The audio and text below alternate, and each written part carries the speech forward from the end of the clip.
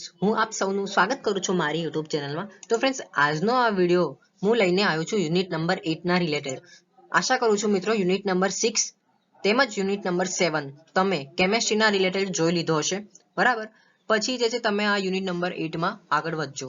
Okay, તો જુઓ મિત્રો, diploma to degree common entrance test એટલે કે DDCT ના રિલેટેડ આપણે લેક્ચર સિરીઝ ચાલુ કરેલી છે. એ પણ ફ્રી ઓફ કોસ્ટ છે, જે તમે મારી યુટ્યુબ ચેનલ GTU સ્ટુડન્ટ્સમાં જોઈ શકો છો મિત્રો. આજના આ વિડીયોમાં આપણે unit number 8 metals and non metals જે છે ડિસ્કસ કરવાના છીએ, કે જેમાં આપણો ટોપિક નંબર 1 રહેશે અને ટોપિક નંબર 2 જે છે એ કવર થશે. ટોપિક નંબર 1 માં જોવા જઈએ તો physical properties of metals and non metals છે, તેમજ બીજા નંબરે સબ ટોપિક છે એ છે કેમિકલ પ્રોપર્ટીઝ ઓફ મેટલ્સ. આ બંને જે છે આજના આ વિડીયોમાં આપણે ડિસ્કસ કરવાના છીએ મિત્રો. ઠીક છે, તો તમે મારી યુટ્યુબ ચેનલમાં નવા છો તો સબસ્ક્રાઇબ કરી લો અને તમે તમારા મિત્રો સાથે પણ શેર કરી દો આ વિડીયો. આશા કરું છું કે તમે આટલું મારું બે કામ તો કરશો જ, બરાબર.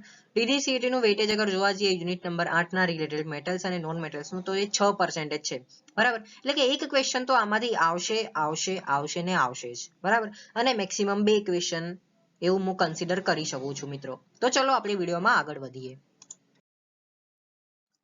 તો મિત્રો, ટોપિક નંબર 1 જે છે એ છે physical properties of metals and non metals. Okay, તો મિત્રો સૌથી પહેલા તમારા મગજમાં એક ક્વેશ્ચન આવવો જોઈએ કે ભાઈ મેટલ્સ એન્ડ નોન મેટલ્સ તો ખબર જ છે. મેટલ્સ એટલે શું હોય કે ભાઈ જે લોખંડ હોય, એલ્યુમિનિયમ હોય, ગોલ્ડ હોય, એ બધું જે છે મેટલ્સમાં આવે.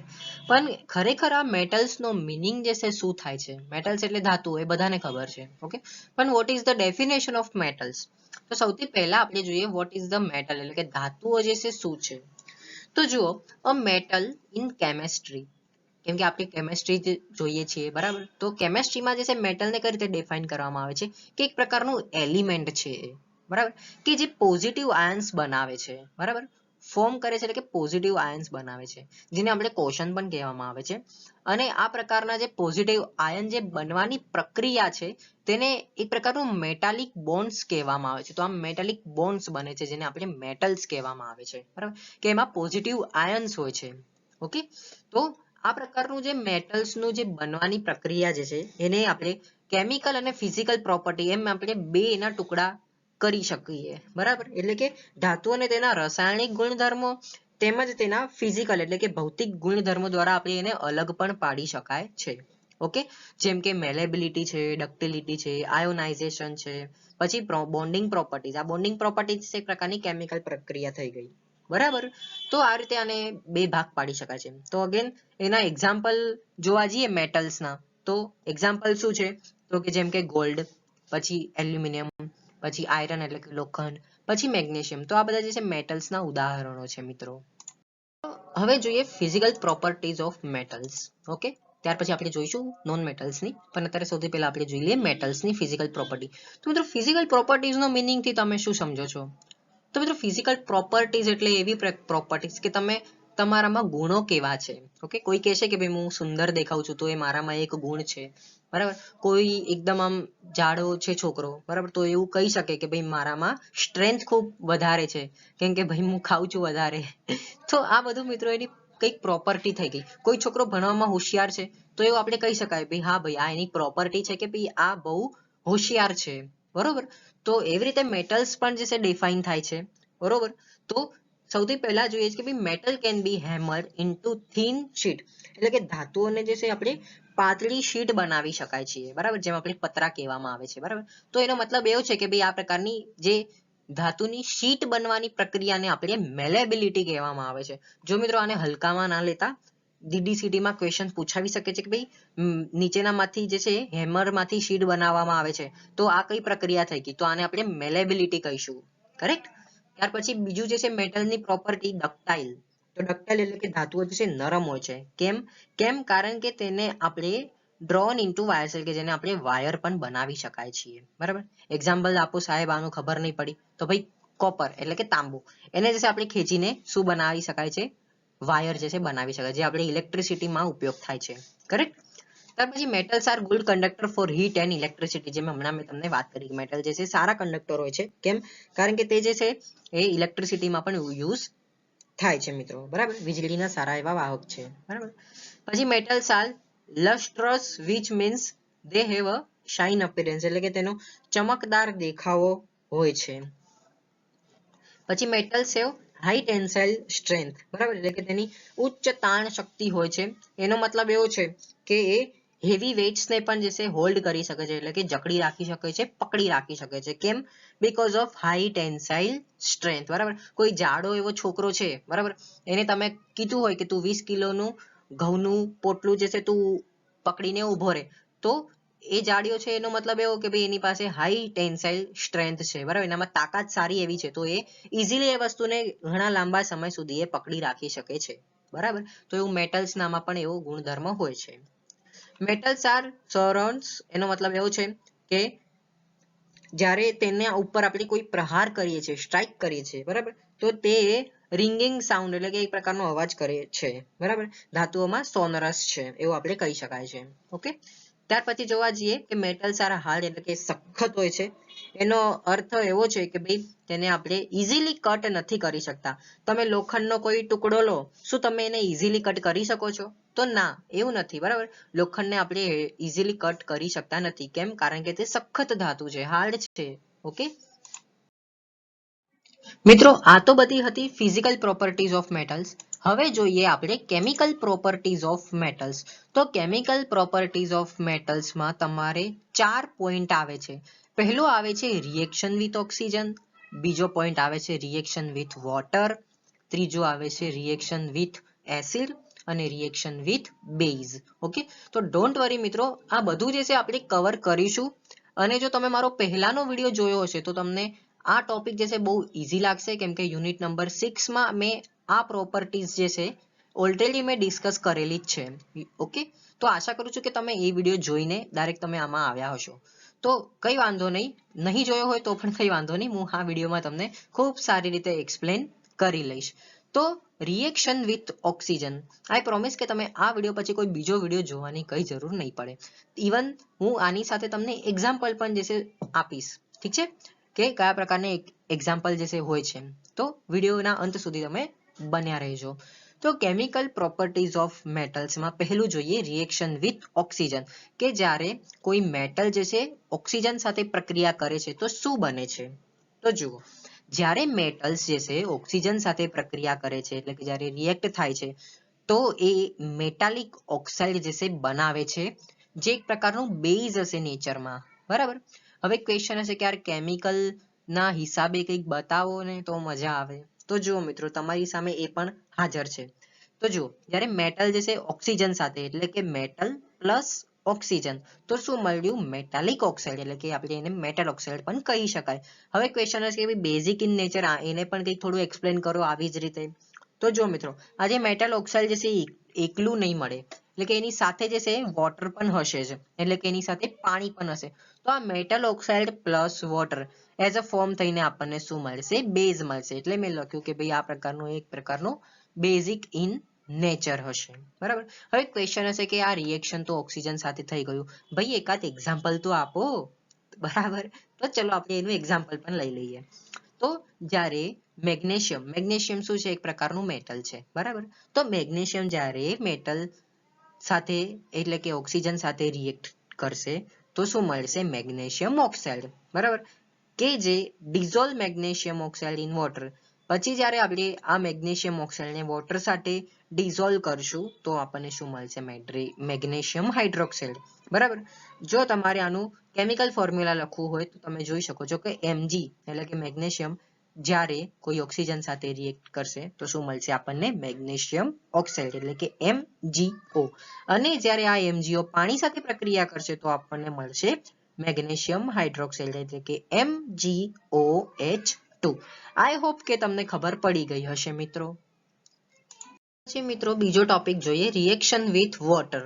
તો જ્યારે મેટલને વોટર સાથે રિએક્ટ કરવામાં આવે તો શું મળે? રિઝલ્ટન્ટ તરીકે આપણને મળે છે મેટલ હાઇડ્રોક્સાઇડ અને હાઇડ્રોજન ગેસ બરાબર. તો એને આપણે કેમિકલના ફોર્મ્યુલા પ્રમાણે જોવા જઈએ તો જુઓ, મેટલ વત્તા વોટર બરાબર. તો શું મળ્યું રિઝલ્ટન્ટમાં? Metal hydroxide plus hydrogen. અગર હું આનું એક્ઝામ્પલ આપું તો જુઓ, જ્યારે સોડિયમ એ કોઈ મેટલ છે બરાબર, તેને આપણે વોટર સાથે રિએક્ટ કરવામાં આવે તો આપણને રિઝલ્ટન્ટ મળે છે સોડિયમ હાઇડ્રોક્સાઇડ અને હાઇડ્રોજન ગેસ. જો આને હું કેમિકલના ફોર્મમાં લખું તો જુઓ, સોડિયમ એટલે કે Na અને જ્યારે વોટર સાથે રિએક્ટ કરે એનો મતલબ H2O અને રિઝલ્ટન્ટ મળે છે સોડિયમ હાઇડ્રોક્સાઇડ એટલે કે NaOH પ્લસ હાઇડ્રોજન ગેસ. ઠીક છે. ત્યાર પછી ત્રીજા નંબરનો ટોપિક છે એ છે રિએક્શન વિથ એસિડ, એટલે કે જ્યારે મેટલને આપણે એસિડિક સાથે પ્રક્રિયા કરવામાં આવે છે, બરાબર, તો આપણને શું મળે છે? Salt and hydrogen gas. બરાબર. સમ મેટલ્સ વાઇગ્રોસલી રિએક્ટ્સ વિથ એસિડ્સ. બરાબર. તો જુઓ, મેટલ્સ વત્તા એસિડ, તો એઝ અ રિઝલ્ટન્ટ આપણને શું મળ્યું? તો મેટલનો ક્ષાર અને હાઇડ્રોજન ગેસ. ઓકે. સો એક્ઝામ્પલ તરીકે અગર જોવા જઈએ તો જ્યારે સપોઝ કરો મેં કોઈ એક મેટલ લીધું મેગ્નેશિયમ અને એને આપણે એસિડ કે જે મેં HCl એટલે કે હાઇડ્રોક્લોરિક એસિડ લીધું, તો આની સાથે હું અગર પ્રક્રિયા કરું તો મને મળશે મેગ્નેશિયમ ક્લોરાઇડ એન્ડ હાઇડ્રોજન. તો અહીંયા તમે જોઈ શકો છો Mg એટલે કે મારું મેટલ છે અને મેં હાઇડ્રોક્લોરિક એસિડ એટલે કે HCl સાથે પ્રક્રિયા કરી તો મને મળ્યું MgCl2. એનો મતલબ એવો છે કે ભાઈ મેગ્નેશિયમ ક્લોરાઇડ મળ્યું પ્લસ મને મળ્યું હાઇડ્રોજન. ઓકે. સો આને બેલેન્સ કરવા માટે મેં અહીંયા 2 મૂક્યો. એનો મતલબ એવું છે કે મેં હાઇડ્રોજનની સંખ્યા 2 થઈ ગઈ, તેમજ અહીંયા પણ હાઇડ્રોજનની સંખ્યા 2 થઈ ગઈ. ઓકે. અહીંયા Cl2 છે તો અહીંયા એટલે જ મેં અહીંયા 2 મૂક્યો છે, તેથી મારે Cl જે છે એ 2 મળી ગયો. તો આ પ્રકારનું બેલેન્સ કેમિકલ ઇક્વેશન્સ છે. ઠીક છે.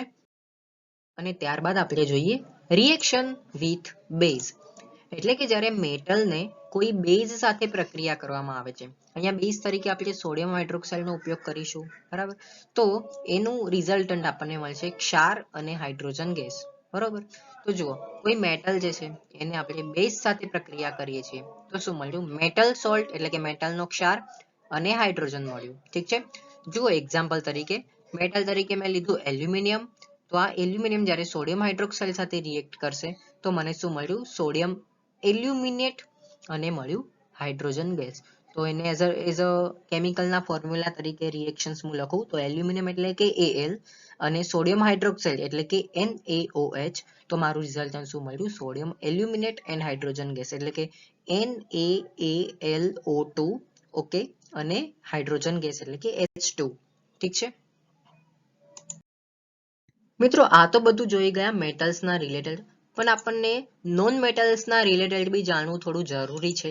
ધેટ્સ વાય મેં અહીંયા 2-3 સ્લાઇડ જે છે નોન મેટલ્સના રિલેટેડ પણ મૂકેલી છે, તો તમે જોજો જ. બરાબર. તો નોન મેટલ્સ જે છે એ શું છે? તો આપણે રસાયણશાસ્ત્રમાં જે નોન મેટલ જે છે એને આપણે કેમિકલ એલિમેન્ટ તરીકે એને ડિફાઇન કરીએ છીએ મિત્રો. બરાબર. જે સામાન્ય રીતે કેમિકલ રિએક્શન એટલે કે રાસાયણિક પ્રક્રિયામાં કોઈ જ્યારે ધાતુ સાથે આ પ્રક્રિયા કરે છે એટલે કે મેટલ સાથે કોઈ પ્રક્રિયા કરે છે તો આવા કન્ડિશનમાં આમાં ઇલેક્ટ્રોન જે છે મળે છે. કરેક્ટ. જો ઓક્સિજન અને હાઇડ્રોજન સાથે જોડવામાં આવે, બરાબર, તો તે એસિડિક નેચર બની જાય છે. બરાબર. અને ધાતુઓની તુલનામાં જોવા જઈએ તો આ બિન ધાતુઓ જે છે એ રંગ અને અવસ્થામાં પણ જે છે વધુ વિવિધતા લાવે છે. એટલે ખબર જ પડી જાય છે કે આ નોન મેટલ્સ છે. બરાબર. મિત્રો આપણે ફિઝિકલ પ્રોપર્ટીઝ જે છે મેટલ્સની પણ જોવી, એવી જ રીતે આપણી નોન મેટલ્સની પણ અમુક પ્રોપર્ટીઝ છે, જો એ આપણે જોઈએ. પણ એ પહેલા આના ઉદાહરણો જોઈ લઈએ કે નોન મેટલ્સના એક્ઝામ્પલ શું હોઈ શકે. જેમ કે ક્લોરીન છે, કાર્બન છે, બ્રોમાઇન છે, સલ્ફર છે, ફોસ્ફરસ છે. તો આ બધા જે છે નોન મેટલ્સના ઉદાહરણો છે. ઓકે. તો નોન મેટલ્સ જે છે can not be hammered into thin sheet. મેટલ્સમાં કેવું હતું મિત્રો, આપણે એને ટીપીને શીટ પણ બનાવી શકતા હતા, એટલે પતરા પણ બનાવી શકતા હતા. નોન મેટલ્સમાં એવું નથી થતું મિત્રો, એને આપણે ટીપીને શીટ બનાવી નથી શકતા. It means they don't process the properties of malleability. સો આ પ્રકારની મેલેબિલિટીની પ્રોપર્ટીઝ જે છે એ નોન મેટલ્સમાં જે છે પોસિબલ નથી. બરાબર. ઇન્સ્ટેડ એટલે કે જો અગર આપણે એવું કરવા જઈએ ને મિત્રો તો એ આ પ્રકારનું નોન મેટલ જે છે એ બ્રિટલ છે. એટલે કે એને અગર આપણે હેમર મારીશું, બરાબર, તો એ બ્રેક ડાઉન થઈ જશે, એટલે કે એ તૂટી જશે એક પીસ. ઓકે. જેમ કે હું અગર આપું એક્ઝામ્પલ તો કાચ જે છે એ નોન મેટલ્સ છે. એને જો તમે મારવા જશો, ટીપવા જશો તો શું થશે? એ તૂટી જશે મિત્રો. બરાબર. તો નોન મેટલ્સ જે છે નોન ડક્ટાઇલ છે. બરાબર. તો નોન ડક્ટાઇલ એનો મતલબ એવું છે કે મેટલ્સમાં કેવું હતું, મેટલ્સ જે છે એ ડક્ટાઇલ મટીરિયલ હતું, જો એને આપણે ખેંચીશું તો વાયર બની જતા હતા. પણ નોન મેટલ જે છે નોટ ડક્ટાઇલ છે, તો એને આપણે જે છે વાયર બનાવી શકતા નથી, એને ખેંચીને વાયર બનાવી શકતા નથી. ઓકે, નોન મેટલ જે છે પુઅર કંડક્ટર્સ છે હીટ અને ઇલેક્ટ્રિસિટીના. બરાબર, તો નોન મેટલ્સ જે છે નોટ શાઇની છે, એટલે કે આ ચળકાટ ધરાવતા નથી. બરાબર, તેમજ એનું અપિયરન્સ બી નથી. જો તમે લાકડું જોશો તો શું એ શાઇન મારે છે? નથી મારતો. શું એનો દેખાવ સારો છે? ના, નથી. બરાબર, પછી નોન મેટલ્સ જે છે લો ટેન્સાઇલ સ્ટ્રેન્થ, એટલે કે એનામાં ઓછી ક્ષમતા છે. બરાબર, એનો મતલબ એવો છે કે ભાઈ એને હેવી વેટ્સ જે છે એ હોલ્ડ કરી શકતું નથી, એટલે કે હેવી વેટ જે છે પકડી શકતું નથી. બરાબર, મેટલ્સમાં કેવું હતું, એ હાઈ ટેન્સાઇલ સ્ટ્રેન્થ હતી એનામાં. બરાબર, જેમ મેં તમને એક ઉદાહરણ પણ આપેલું હતું. બરાબર, નોન મેટલ જે છે હેવી વેટ્સ જે છે ભારે વજન વાળું એ હોલ્ડ કરી શકતું નથી, પકડી શકતું નથી. પછી નોન મેટલ જે છે એ નોટ સોનોરસ છે. બરાબર, જો એનામાં કોઈ સ્ટ્રાઇક આવે છે તો એ જે છે કોઈ સાઉન્ડ જે છે ક્રિએટ કરતું નથી. લાકડા ઉપર તમે મારો, શું એ શાઇન કોઈ મારશે? શું એ કોઈ અવાજ કરશે? નહીં કરે મિત્રો. બરાબર, નોન મેટલ જે છે એ સોફ્ટ હશે, એનો મતલબ એવો છે કે જો આપણે એને ચાકુથી અગર કાપીશું તો એ ઇઝીલી કપાઈ જશે. એ રીતે મિત્રો કેમિકલ પ્રોપર્ટીઝ મેટલ્સની હતી, એવી જ રીતે કેમિકલ પ્રોપર્ટી જે છે નોન મેટલની પણ છે. જસ્ટ આપણે એક એક્ઝામ્પલના મદદથી સમજીએ તો આ પ્રકારનું રિએક્શન જ્યારે આપણે ઓક્સિજન સાથે કરવામાં આવે છે, એટલે કે નોન મેટલનું જ્યારે આપણે રિએક્શન ઓક્સિજન સાથે કરવામાં આવે છે તો આપણને મળે છે નોન મેટાલિક ઓક્સાઇડ, કે જે એક પ્રકારનું એસિડિક હશે નેચરમાં. બરાબર, તો જો નોન મેટલ વત્તા ઓક્સિજન, તો એઝ અ રિઝલ્ટન્ટ આપણને મળ્યું નોન મેટલ ઓક્સાઇડ. ઠીક છે, તો નોન મેટાલિક ઓક્સાઇડ જ્યારે વોટર સાથે પ્રક્રિયા કરશે તો આપણને એસિડિક નેચર જે છે આપણને મળશે. ઠીક છે, તો એક્ઝામ્પલના મદદથી આપણે સમજીએ, જેમ કે સલ્ફરને મેં લીધું છે as a non metal. Okay, તો આને જ્યારે હું ઓક્સિજન સાથે પ્રક્રિયા કરું છું તો મને મળ્યું સલ્ફર ડાયોક્સાઇડ. બરાબર, જ્યારે આ સલ્ફર ડાયોક્સાઇડને હું વોટર સાથે પ્રક્રિયા કરીશ તો મને મળશે સલ્ફ્યુરસ એસિડ. રાઈટ, તો જ્યારે હું સલ્ફર એટલે કે એસ ને ઓક્સિજન સાથે એટલે કે O2 સાથે પ્રક્રિયા કરું છું તો મને એઝ અ રિઝલ્ટન્ટ મળે છે SO2, એટલે કે સલ્ફર ડાયોક્સાઇડ. ઓકે, જ્યારે આ સલ્ફર ડાયોક્સાઇડને હું પાણી સાથે પ્રક્રિયા કરું છું તો મને મળે છે સલ્ફ્યુરસ એસિડ, એટલે કે H2SO3.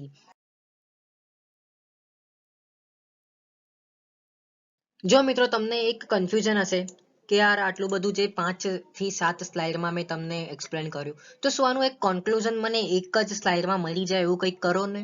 તો જો મિત્રો, મેં ઓનલાઈન જે છે એક ફોટો મેં લીધો છે, અહીંયા તમે જોઈ શકો છો. બરાબર, તો ફિઝિકલ પ્રોપર્ટીઝ મેં મેટલ્સની અને નોન મેટલ્સની આમાં વ્યાખ્યાયિત કરેલી છે, તેમજ કેમિકલ પ્રોપર્ટીઝ મેં મેટલ્સની અને નોન મેટલ્સની વ્યાખ્યાયિત કરી છે, કે જ્યારે આ વોટર સાથે સોલ્યુશન કરીશું મેટલ્સનું અને નોન મેટલ્સનું તો શું રિએક્શન મળશે, રિઝલ્ટન્ટ શું મળશે. તેમજ જો આપણે મેટલ્સને અને નોન મેટલ્સને અગર એસિડ સાથે કરીશું તો આપણને શું મળશે, અને મેટલ્સનું અને નોન મેટલ્સનું જ્યારે આપણે ઓક્સિજન સાથે કરશું તો શું મળશે. બરાબર, તો આટલા એક ને તમે સ્ક્રીનશોટ લઈ લો. બરાબર, તો આઈ હોપ કે તમને આ વિડીયો બહુ હેલ્પફુલ થયો છે.